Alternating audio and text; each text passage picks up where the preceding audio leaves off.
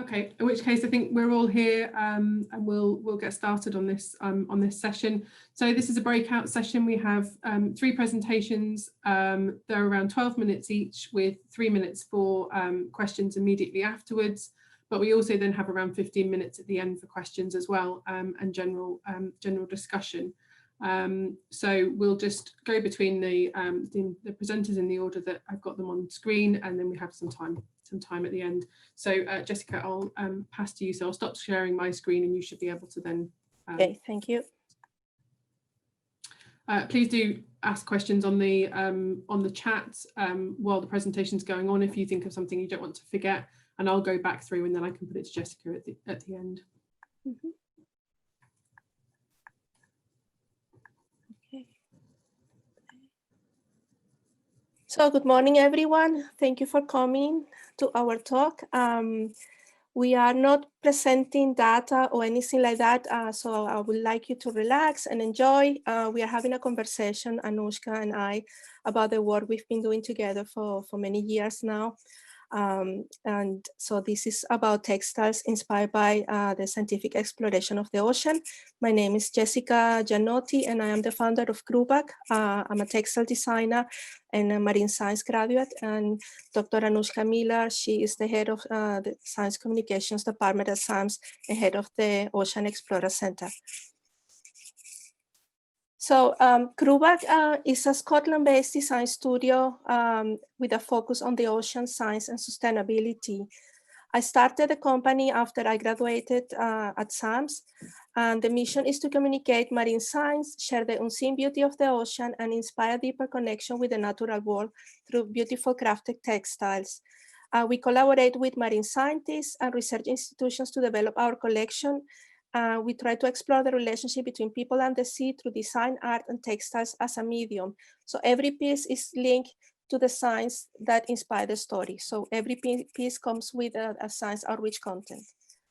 At Crùbag, we have different departments. Although it's a very small company at the moment, we kind of serve different audiences. We have the Design Marine Lab Studio showroom. We are based at SAMS, so we have a showroom that we are converting next year to receive customers. We have also the online shop, which is a lifestyle, fashion, and interiors brand, which is a scalable business. And we are offering also services to business on different countries. We have institutions like SAMS as client. We also making sustainable scarf for professional football teams in Germany, and we are helping other companies to be more sustainable and communicate the environmental credentials. We also working with other schools, local schools, to help the children understand the science and process the science and their ideas through art, and are creating a new program to share more ocean literacy to our customers by developing a new magazine that is targeted to our fashion customers. We are also starting a new biodesign lab where we are going to move from being only design-based to also being material-based. Yes, so Anuschka will... Hello, everybody. My name is Anuschka Miller, and I work at the Scottish Association for Marine Science, which is also where Crùbag is located as one of our tenant companies. So those of you who don't know, SAMS is based on the west coast of Scotland in a lovely rural environment. And what you see there in front of you is our campus. We are a research laboratory predominantly. About 75% of what we do is marine science research, but we also do commercial research. We have a subsidiary company, and we do quite a lot of education as part of the University of the Highlands and Islands, which is how Jessica first came to us. And like so many people who come to SAMS, she couldn't leave.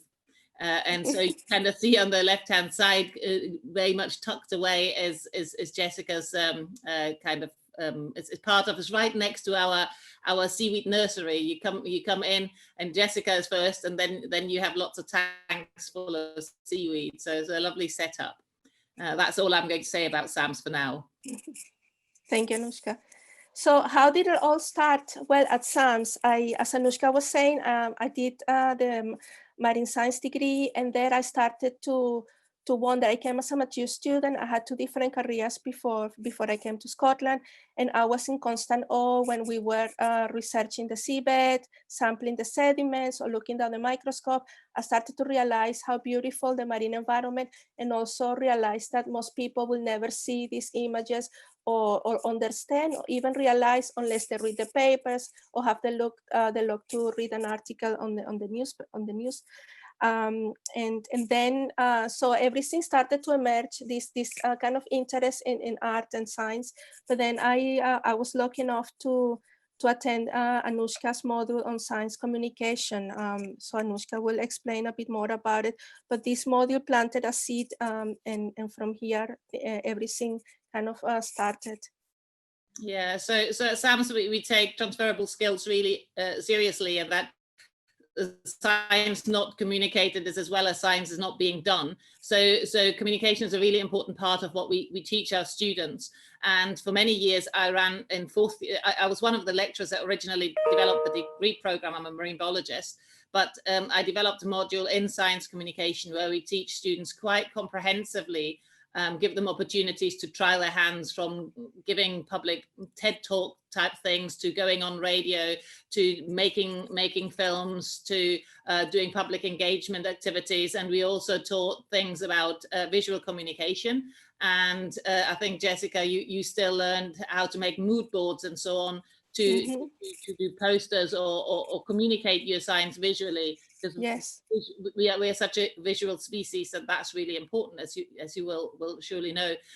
Since I ran that module with Jessica, we've actually changed this now, so there isn't anymore, because it was an optional module in fourth year, and we've decided that it shouldn't be optional, and we have now integrated the content from that module throughout the 4 years. So I teach it in part of physics, I'm teaching it in part of carbon cycling and so on, that they have got aspects of this, so that all students learn this, and it's not optional anymore. But it is certainly it's been a great fun activity, you know, giving me opportunities I never thought I'd have. I never thought I'd end up as a model, like you see me there. So it's been a great fun thing to do. Jessica, over to you.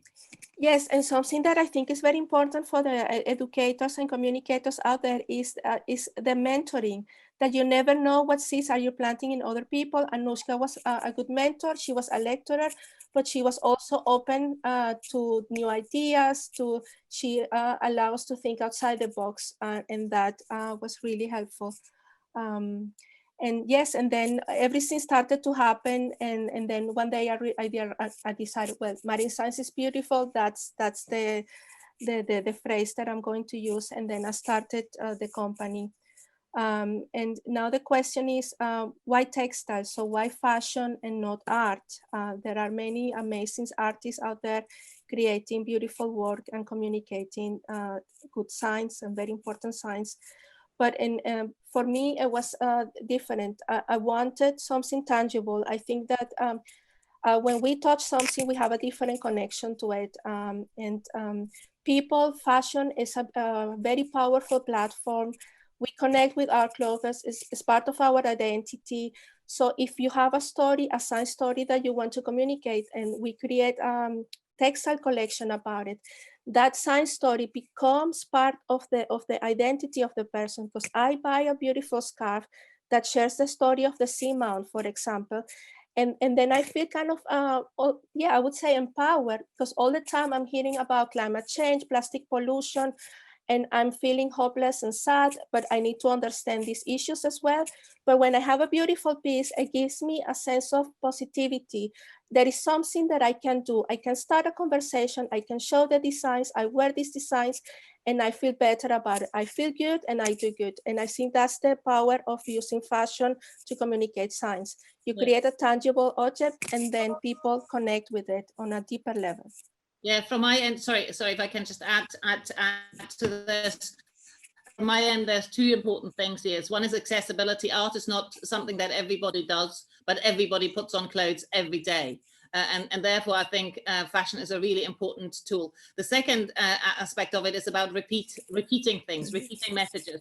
Art is something that we usually kind of have one or two engagement with, but the piece of clothing that we buy, we put on over and over and over and over again. And as we know, messages to sink in need to be something that you have all the time, and it becomes part of your identity that you wear a certain type of t-shirt with a certain kind of message on it, then it sinks quite deep. So I find fashion a really powerful kind of tool to use for science communication. Yes, and then we created a series of collections. We collaborated with scientists. So the first one was with Dr. Claire Gachon, and it was about her research on algae pathogen interactions. So we created beautiful designs that were very elevated because the subject was difficult. So we couldn't create anything that it was going to be funny or too cute. It has to be high fashion. It has to be stylish. So we created the Gachon Collection, and it has been really successful. We have to reproduce it every year. We made cushions and we made scarves. So we use microscopy images of the brown algae ectocarpus, which is infected with the homicide uricasma, and we translated that into beautiful textile design and created the collections. And here, something that also that I didn't know when I started is that the fashion and textiles for science education goes two ways. So we have here Dr. Claire Gachon. She's wearing her scarf at a conference, and she's also wearing at the fashion show. People at the show, she was showing her science to new audiences, but also she commented that her colleagues and scientists were more interested in her work. The scarf was an icebreaker, so at the conference, people were asking her about it, and she shared her science with colleagues in other institutions. So it's not just for the new audiences and the general public, it also helps to break the ice within institutions or when you have meetings with different stakeholders, which sometimes it can help to have something that is beautiful and relaxing, and people just want to know about it without having to talk about the difficult subjects. If I can add something in here briefly, is PIs very often have a really hard job because science is based on constructive criticism, negative content, and anything positive that they can kind of get, it's really important to sustain them long term. And I think a testament to that is the fact that you've actually formed quite a strong friendship with Claire, and Claire really is a huge supporter of Crùbag as a company now. So yes. I think that's really testament to the positive impact it has on the scientist of engaging. Yes, yes. And I think it takes time to build this relationship. So all the collaborations that I'm working on or that I started, it's not a collaboration that you start in a day one or day two. It takes years and months. So I think at the communications, you have to think about the time scale of your ideas and programs, and always start as soon as possible to build relationships and listen to the scientists, listen to your clients, and try to understand from different perspectives. How are we with time? Are we good? Nearly 12 minutes. You carry on quickly. Okay. Then we worked, so from working with a PI, we did another collection with a PhD student. Here it was a different project. She's an early career scientist, and she never had any impactful science or any publications, but her PhD was quite important in terms for the local region. She was researching harmful algal blooms, so we decided to go kind of general and chose 5 themes, which were biotoxin production, foam and slime formation, water discoloration, low oxygen, anoxia, and damage to fish gills. So we created 5 designs, and here Ruth collaborated with me also in the creative side. She helped me choose the color, we created the mood boards together, and here she's wearing she researched dinoflagellates in Los Crenas, so this is our images of her own samples that she collected, and she's presenting her PhD at a conference in Brazil in Florianopolis. And something that was really interesting is that she mentioned that colleagues and senior scientists were asking her questions, people that she normally wouldn't talk to. And it was really positive because it gave her confidence and she had something to use. And I think it was a booster for her. And this is the rest of the collection. And some of our work, we are a commercial company, but the development of the collection, not the commercial part, but the first designs and the outreach content can be funded by NERC, or by the collection with Ruth was funded by the International Society for the Study of Harmful Algae. SAMS is one of our clients. So there are different ways. And I think the scientists and institutions can sometimes contribute to the cost of the development of the collections. I think not much time, Jessica. So I think for the next two, I just want to say Jessica's also created a collection jointly with a school, which was based on our microplastics work. And we haven't got time to talk more about that, but that was a really interesting process. And the children produced notebooks that are commercially available. They learned about microplastics and textile design and entrepreneurship. On to the next project, which you're launching today. Yes, that's the seamount collection. So we're launching today. So feel free to have a look tomorrow on the website and read the blog and the science story. We also created a movie about the science. We interviewed the scientists. Here we had the opportunity to work with a research group. And that was a very different experience. It took several years to develop this collection, but after working and establishing the relationship with the scientists, when you work in another collection, we work in the microplastic collections, you are able to nurture these relationships and understand what is needed to create a impactful collection. So we hope that this collection will bring the research on seamounts and raise awareness about these important marine environments to people. And yes, and also we have different shows, and we attended shows in the local area in London. We attend conferences. We've done trade shows in the fashion weeks. So there are different opportunities. We also exhibited at the World Trade Organization in Geneva, in Switzerland, and here, Anuschka. Yeah, so it's you kind of see it's been a really strong kind of case of development, and going forward, we're going towards the Challengers kind of anniversary next year, I think, or 2022. And so we are working on a new collection for that together. We actually started with our collaboration with the Challenger expedition as well, because we celebrated our 130th a few years ago. And we were founded by Sir John Murray. And so Jessica kind of took drawings from the Challenger reports and created napkins and such like for us. You see us there with some members of Murray's family when they came to the event. And this is actually part of the reception at SAM. So everybody who comes in sees that all the time. We are also working together on developing our own SAM's tartan with Jessica. So that next time you're coming up to SAMS, you can go to Kaylee wearing a bit of marine science. And we're working on collaboratively hosting a SciArt residency program where we use Jessica pretty much as a go-between, because hosting SciArt kind of residencies as a science institute is quite difficult, because they have nobody to bounce off and we have relatively limited to benefit. While Jessica actually being the in-between, that understands us very well, but can benefit from the engagement with the artists, a really good kind of way forward for us. Off you go. Yes, it's a way to develop the practice and save time for the scientists. Yes, so thank you very much. So we wanted, I know there is no time left, so but maybe we can just say a word that the recipe for successful collaborations, in our opinion, is about relationships. It's about building those relationships, taking the time to listen, taking the time to, to be forgiving, to be patient, but also be very curious and passionate about the science, and also understanding the different audiences that you are trying to work with. Because scientists are one group of people, but you have the general public, and we never dumb down the science. We are not a substitute of standard communication programs. We are a complement. Thank you very much. Thank you both very much. Really lovely stuff. What a lovely collaboration. It's really nice to see.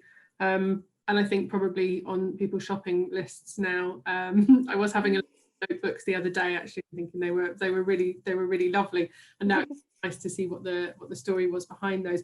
Please do put links on the chat if you want. We're a little bit over time, so I'm going to move on to the next presentation and take any questions at the end.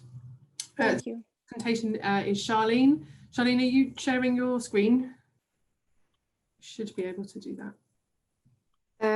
Yeah, I can share my screen. Louise, as I said, apologize. She fortunately she's not able to join us today as she's hosting another virtual meeting. But she recorded a video, so Okay. I can do that.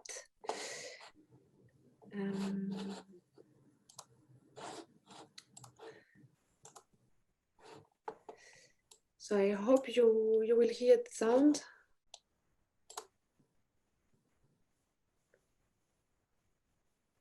There's no sound now if there is supposed to be. Okay.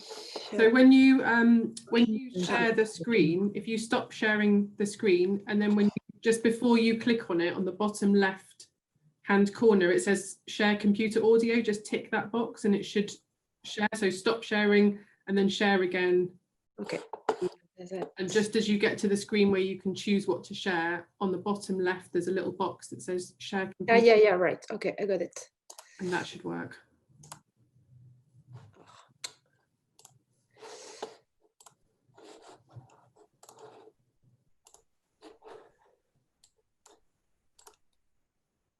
Hello, everyone who has joined CommOCEAN. I am Louise Ras, one of the co-founders of the French association Sailing Hirondelle. Today I'm here to present the results of our 5-month ocean literacy expedition around the Brittany coast called Expedition See the Future. Sailing Hirondelle is a French association we created a year and a half ago in Brest. The association's goal is to develop and disseminate ocean literacy tools and to advocate for a sustainable relationship between humans and the ocean. It is time to write a new narrative of the ocean and to bring it to the center of our lives. This change of perspective is indispensable to elaborate new social norms that will, in their turn, become the support of the necessary changes. This quote from Françoise Gaille and Joachim Claudet, 2 brilliant French marine biologists, show us the importance to change our outlook on the ocean and incite each and every one of us to take more consideration of the ocean. This is also what pushed us to launch a first pilot expedition to create ocean literacy tools in an inclusive and collaborative approach. We decided to look at the insights of climate change communication theories, namely the work of climate outreach and climate visuals, as well as drawing from the Responsible project's conclusions. Our guidelines were quite straightforward. Show real humans, humans your audience can identify to, not only experts, activists, or policymakers. Tell new stories. Thanks to these interviews and to their diversity, we gained a lot of knowledge on their vision of the coast and of environmental problems and of various solutions. Most of these people had never had the opportunity to tell their story. Use the power of emotions. This is also directly linked to what I was saying just before. The interviewees, for the most part, seemed genuinely pleased someone wanted to hear their story. This is also what pushed us to create a podcast. Hearing someone's voice is an almost intimate experience that transfers a lot of emotion. Show local impacts. When we started communicating our goal of showing local impacts of climate change and environmental issues, most people asked us why. They argued there were no or little local impacts and that we would be better off focusing on the Arctic or on Polynesia, somewhere distant where climate change was actually a problem. As you can imagine, this boosted our motivation to stay at the local level. Understand your audience. We knew that one of our major difficulties would be convincing our audience that there are impacts here in Brittany. Several of our team members work in research or in outreach, so we knew that locally, most associations and NGOs concentrate their effort on younger children up to 12 years old. So we wanted to concentrate on young adults, university students, generally between 18 and 35, either in cities or along the coast. This is also why we seek to have a strong presence on Instagram, as that's where our aimed audience spends most of their time. Also, never forget people have a finite pool of worry. One cannot be worried about everything at the same time. So we try our best to not overwhelm the public, all while showing local impacts and the urgency of this situation. This leads me to urgency plus agency equals action. To the degree possible, we try to show local solutions when showing an issue. This shows our audience that they are not alone facing this problem, and that it is possible to take action in a meaningful way. Instead of spiraling our audience into depression, we hope to be pushing them towards action. Protest imagery, activists, and partisan discourse can all alienate your audience. If they do not already consider themselves as activists, they will probably not be moved by activist discourses. It can even create a them against us feeling of, if I am not an activist, then this is not for me. To respond to some of these difficulties, we decided to use adventure as a tool for outreach. Namely, in attracting audience, we were convinced that using a sailboat, especially a visible, attention-seeking boat like our wooden sailboat, would be a good way to move forward. A sailing expedition is a fantastic way to attract various audiences. By creating an adventure, people who don't usually go towards educational content follow the association's work. The sailboat, which is a wooden schooner, is a magnet during stopovers in harbours. Locals who are near the harbour don't hesitate to ask questions to the crew and often give us valuable insights on local issues. The sailboat also provides us with a mobile office that is low carbon. It also creates team synergy, as volunteers with diverse backgrounds come on board to work together on different ocean literacy tools. Over the course of the year, 24 volunteers came on board. The association counts a total of approximately 30 volunteers as well as a scientific council. As you can see, the volunteers all have very different skills. Here are just a few examples of that diversity. So here on the slide, you can see an illustrator, photographer, sailor, writer, biologist, journalist, cartoonist, graphic designer. This was one of our main strengths, enabling us to create many different formats that we will soon be testing to see how the public reacts. So this brings me now to our productions. Over the course of our first pilot project, we interviewed 82 people throughout the Brittany coast. Thanks to these interviews, so far we have created 23 podcast episodes and 5 articles, as well as several comics and 3 short humoristic videos. One short fictional story is underway as well, using the world of mermaids and vampires to talk about environmental issues. We have also chosen to provide some royalty-free photos if they can be of any help to any organizations who wish to communicate about the ocean but lack the images to do so. So I wanted to do a short zoom on 3 of our main productions, starting with our podcast. With now 23 episodes and more to come out this winter, we've concentrated much of our efforts on Radio See the Future. It is available on most podcast streaming platforms like Spotify and Deezer, as well as on our website and directly on social media. On average, 120 people listen to each podcast to the end. Of course, that number is much higher if we count those who listen to the first 5 minutes. The episodes last between 15 and 20 minutes and showcase a diversity of viewpoints and themes, as well as hear heartbreaking stories in the first person of major events like oil spills, migrant boats arriving on the French Mediterranean coast, or the impacts of tourism in the beautiful South Brittany Islands. Here's a short extract of the interview with Helena, a young German solo sailor. We need the ocean, but the ocean doesn't need us. Do you know what I mean? Because you just realize you're such a small little dot of nothing on a really big ocean that is so full of life that we don't understand. And yes, we need to protect it, but in the end, if it doesn't want us to be there, it will be very clear about that, I think. It does need our protection because in its big, brutal way, a beautiful way, it is very fragile. The second production I want to share with you are the cartoons. Here you can see a few examples of the cartoons of one of our volunteers who came on board, Louise Ras. Her goal was to either bring people information on a certain subject through her drawings, or to share someone's story and relationship to the ocean.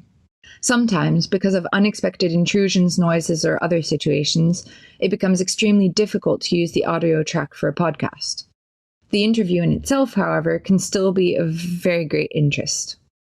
Using cartoons to share at least one angle of an interviewee's story helps us ensure that no content was unusable.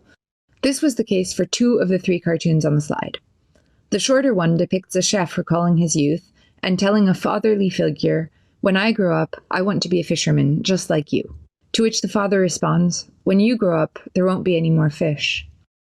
This came from a true story of why the interviewee became a chef instead of becoming a fisherman. The cartoon on the left of the screen is a longer version of an interview with Marie, a young harbour master who talks about what it is like to be a woman in the maritime world, her life on the small French island, and the impacts she sees in the surrounding marine ecosystems. Some other cartoons have a more humoristic approach, generally to highlight something that has regularly come up during the interviews. For instance, here you can see a school of sea containers, mixing the issues of ocean pollution and maritime traffic with the humoristic trait. Lastly, one of the more original productions that will come out of this expedition is an audio format documentary fiction on sustainable fishing in Brittany.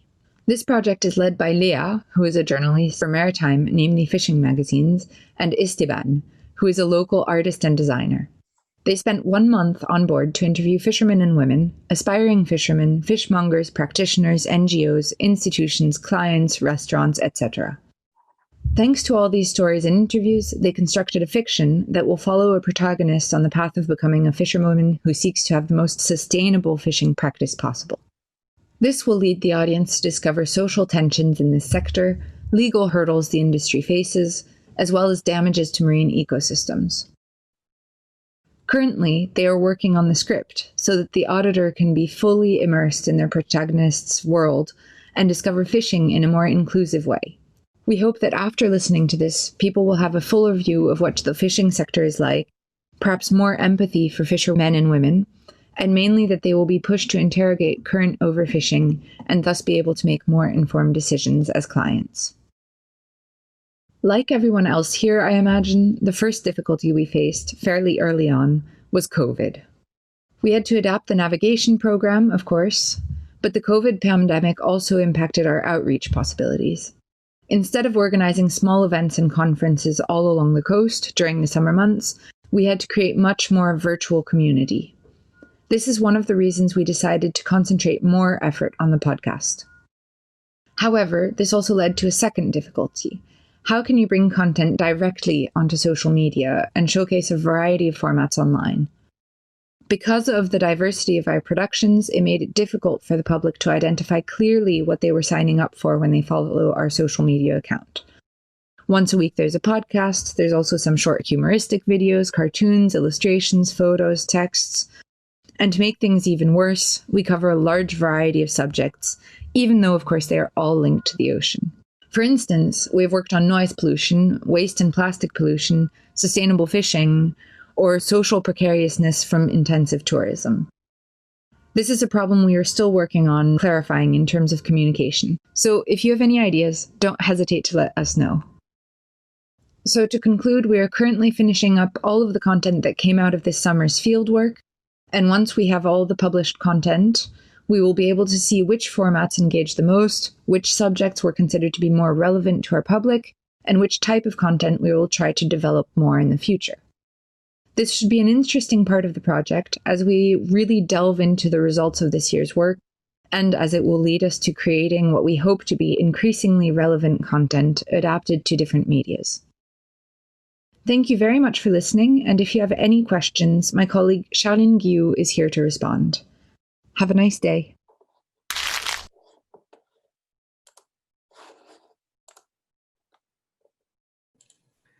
That was great, Charlene. Thank you very much, and thank you to Louise. Really, really good project. Sorry.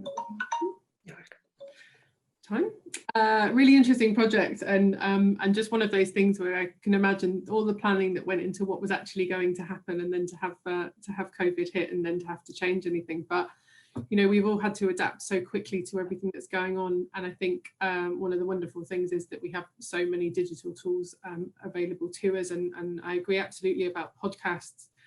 There's something really intimate about getting kind of into somebody's ears with them, and I think they're a sort of much more growing medium. So really interesting to hear about that.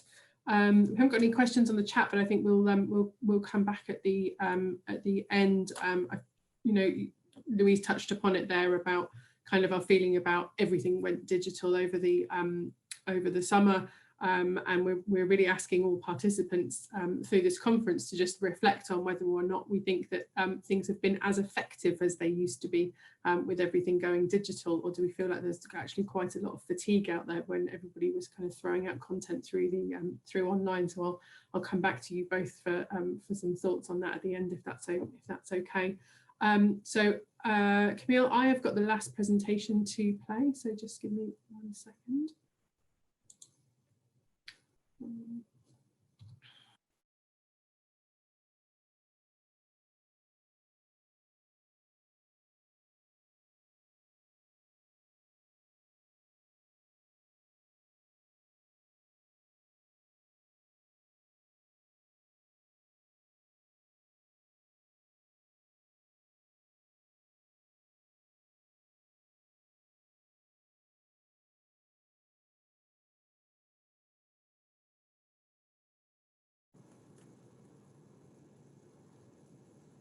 Sorry, bear with me.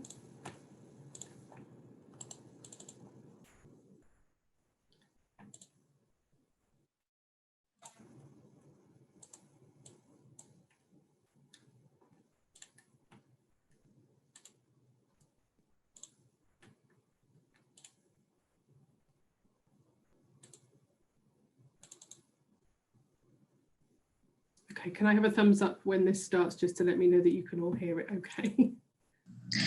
Good afternoon, everyone. I am Camille Rivera, a co-founder of the nonprofit environmental organization in the Philippines, Oceanus Conservation, and I will present a case study on communicating marine science to the coastal communities, which was my main work as a community manager in Marine Conservation Philippines for the last 2 years.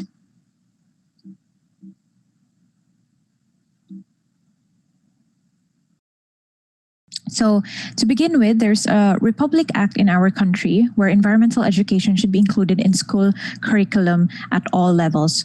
Also in outside school programs such as indigenous learning, non-formal teaching, technical, and it should not be limited to tree planting, waste minimization, segregation, but also with fresh water and marine conservation where communicating marine science falls into, as well as forest management. These are all written in our laws, but now it is we've seen that it's purely implemented or poorly implemented or poorly executed, as I've seen firsthand teaching in schools and also outside the school system. And when I explored further, this applies to other countries as well as the Philippines, and that people that I was teaching has limited understanding of marine-related phenomena because it is not taught in schools. Also, ocean concepts are also rarely represented. As I explored further in science schools curriculum in our region, there is none about the ocean's influence on students and our influence to the ocean. Specifically, what is included is how typhoons originate in the ocean, and it's only limited to few of the grade school level, which is on the 8th grade.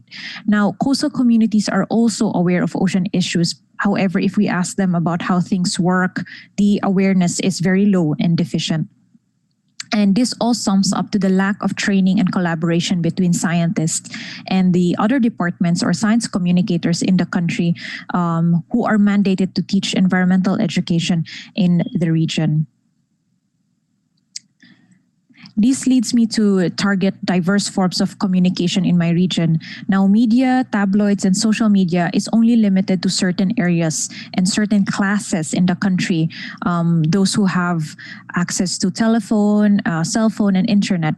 However, in the villages and communities where I work and where marine science is not really spread, people still rely on radio in schools and summer programs and community activities or outreach to get information, in which these, the last two forms of science communication, I will go further into. In order to communicate marine science, I partnered with the Department of Education in the region, so the local government and the Fisherfolk Association. We had to choose schools, also conduct marine camps, and also twice a month conduct outreach activities in the coast of Negros Oriental.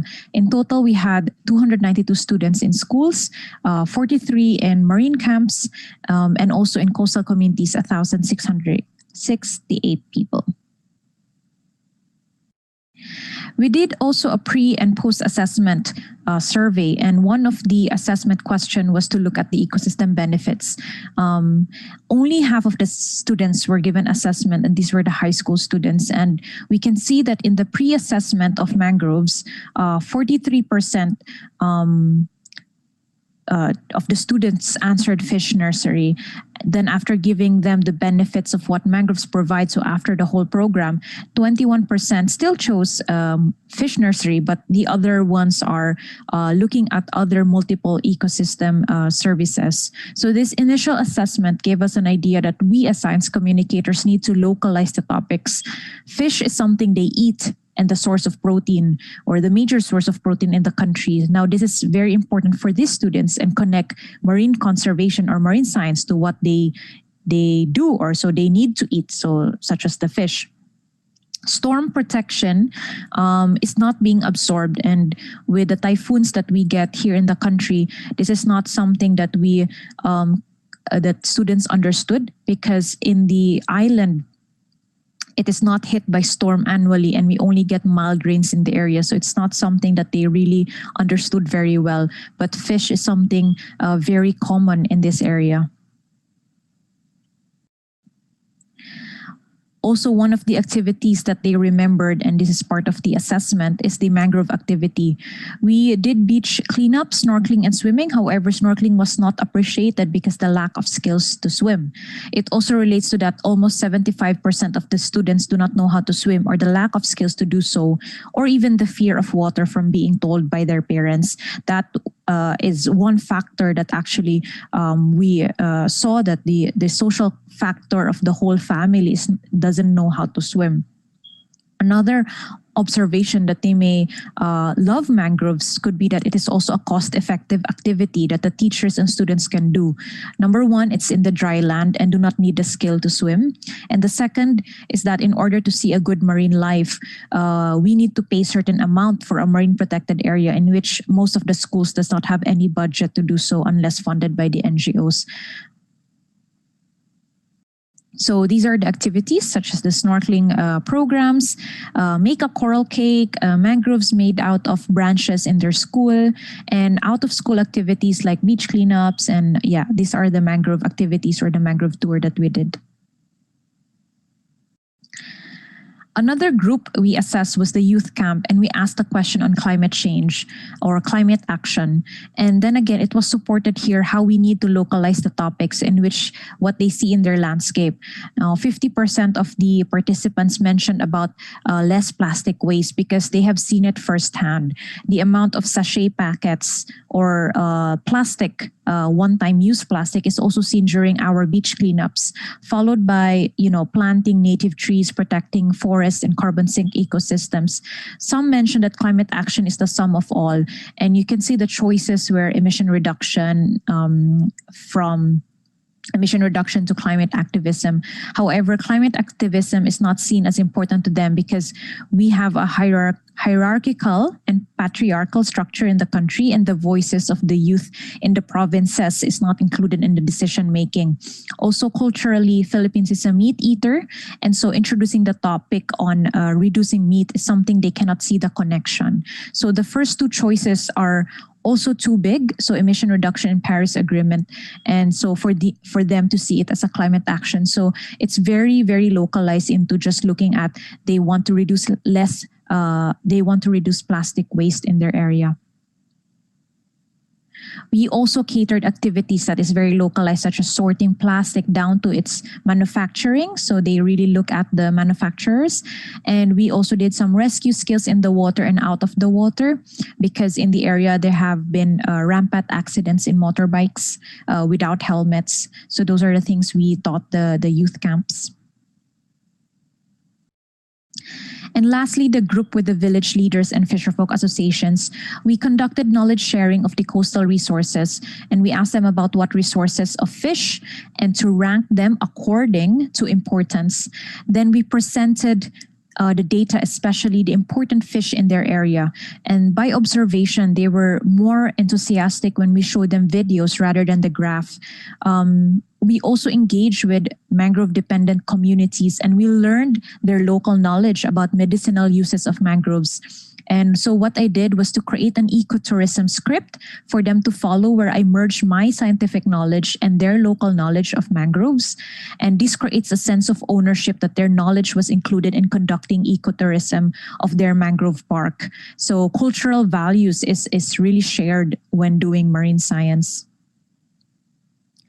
Now, overall, we learned that from dealing with this, all communities or diverse communities, there's a need to localize the topics. It is best to understand the landscape and the language being used in the area. This is the challenge of the pandemic, because coastal communities are not being reached right now. And from my experience, face-to-face works than online.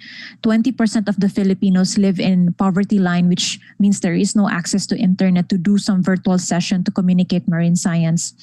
Also, how we communicate marine science to them is through the issues they face, such as plastic pollution or impacts of flooding and typhoons that we get. But however, typhoons was not really appreciated because we really don't get in the region.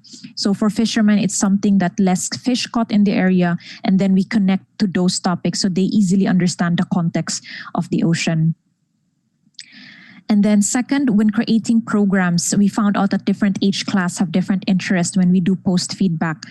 16 to 18 years old knows about plastic waste and segregation of plastic at home, so less burning of plastic, which is still continuous in our country. When we look at the audience of village leaders and fisherfolk associations, they talk more about food security. So questions like, why do we have less fish? What do you see underwater? Are there more fish? So also mangrove-dependent communities also ask more of livelihood. So we need to cater or focus on the importance to pair livelihood when doing science communication about the environment and when dealing with older generation. And the third is overall, Philippines is still starting with ocean topics compared to the other countries, and I've seen in other presentations. And the lack of science communicators and the budget to do so hinders really this communication. This still needs continuous efforts and continuous studies, and there's really less study on science communication in our country, and especially targeting ocean and marine science. So this hinders the limitation that most of the science communicators only going out to outreach activities and not in the STEM system. So yes, thank you so much for listening. This is my our website for oceanosconservation.org, and you can reach me through my email address. Yeah, thank you so much. Thank you, Camille. That was really, really inspiring. I really enjoyed that. It was really good, I think, to see the research that went in at the beginning of the project to establish where the baseline of understanding was with the children and exactly what their knowledge was. I think sometimes we can get very caught up in, again, it's come up a few times this conference, in delivering the thing that we want to deliver, and we don't maybe spend as much time thinking about what our baseline is and what people actually want and where their level of understanding is. So yeah, really, really, really great. Thank you so much. Just a question coming in. Good presentation and the results. I'd like to know if they're going to be published somewhere. Is this specifically to Camille about the results of that, publishing them? Yeah, it's not actually published anywhere. It's our kind of the lesson learned, and I think it's a matter of like really looking at the social because we only did an evaluation. It's not really like looked into if it was a research, you know. So it was, I don't think the methods was not really that perfect to be published. I'm not sure about it though, but it would be nice to actually really show that. It's a good point. I can look into that. Thank you very much. So yeah, I mean, as I said before, we're really interested to know, having moved a lot of activities online this year, whether people have found that they are more effective than they were a year ago when you were doing online activities, or whether or not actually, because there's so much more out there, whether or not you found that they're actually less effective. Does anybody have any thoughts on that?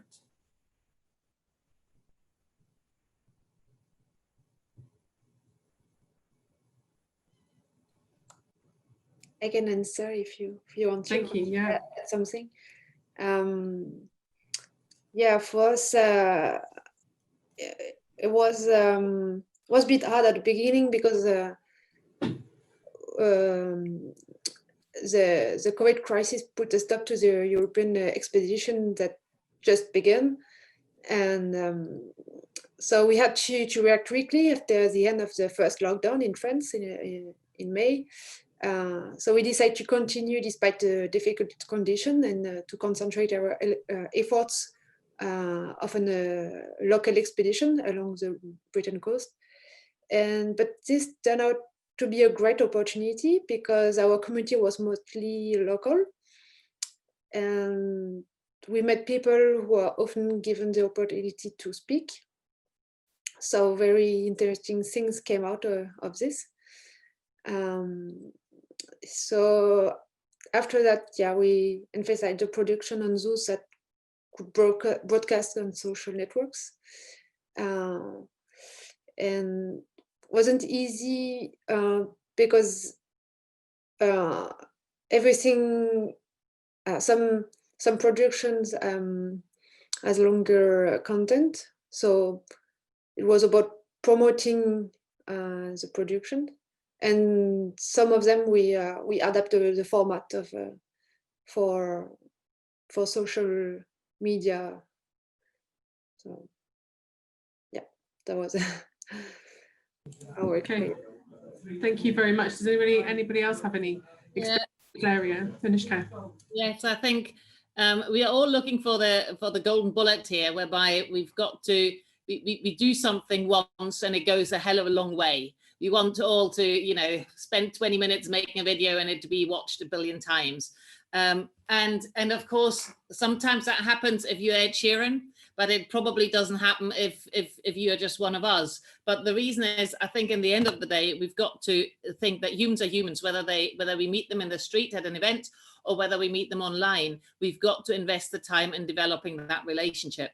And I think events that set out and put that time in to reach individuals can be just as effective online and can be more accessible online, because I can find audiences and approach audiences all over the world, like we see here. I suspect that some people are here that wouldn't have been able to come to a conference purely because of cost or because of time, or contribute little bits to come to some sessions, but not to all of them. But it is actually a really powerful tool for accessibility. And I think, but it is not the golden bullet that allows us to really quickly kind of push something out, which is a one-way communication, which is me saying my thing, and then people just hear it and think it's gospel and live by it. That isn't going to happen.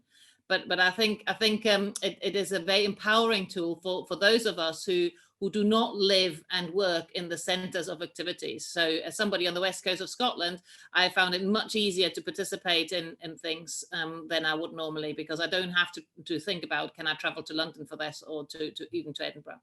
So that's my bit.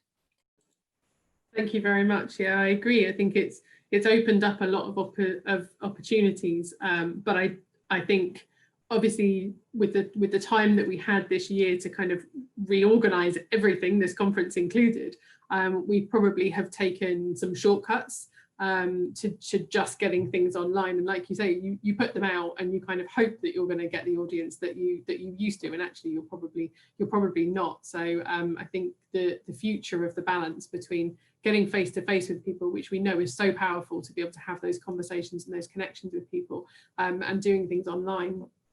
Obviously, I think there's going to be a balance to be struck, and maybe we'll have learned quite a lot from our experiences this year, I think. I also think creativity has been massive, though, because we had to think differently. It's always when you have a time of change, creativity abounds.